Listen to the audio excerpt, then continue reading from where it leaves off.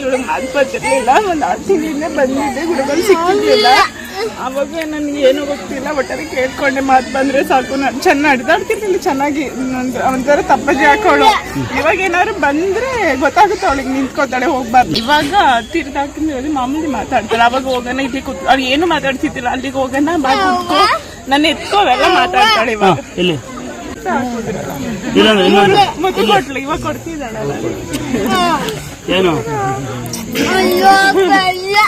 ನೋಡಿ, ಮಗು ಮಾತಾಡ್ತಿರ್ಲಿಲ್ಲ. ಬಹಳ ಸಂಗತಿ ಏನಂದ್ರೆ ಇವಳು ನನ್ನ ಚಿಕ್ಕಪ್ಪ ಅಂತ ಕರೆದ್ಲು, ಒಳೇಶಪುರ ಅಂತೆ, ಚಿಕ್ಕಪ್ಪ ಅಂತ ಕರೆದ್ಲು. ಮಗು ಮಾತಾಡ್ತಿಲ್ಲ ಅಂದ್ರೆ ನಾನು ಪವಾಡ್ರಲ್ಲ, ನಾನೇನ್ ಪವಾಡ ಪುರುಷ ಅಲ್ಲ, ನಿಮ್ಮ ನಂಬಿಕೆ. ಬೇಗ ಮಾಡಿ ಹೋಗು ಅಂತ ನನ್ನೇ ಬೈತಾಳೆ. ಮಾತಾಡ್ತಿಲ್ಲ ಮಗು, ಮಾತಾಡುತ್ತೆ ಅಂದ್ರೆ ಇನ್ನೊಂದು ಕೊಟ್ಬಿಡಿ, ಹೋಗೋಣ. ಇಬ್ಬರಿಗೊಂದು ಮಾಮ ಮಾಮ ಮಾಮ ಮಾಮ ಮಾಮ ಮಾಮ.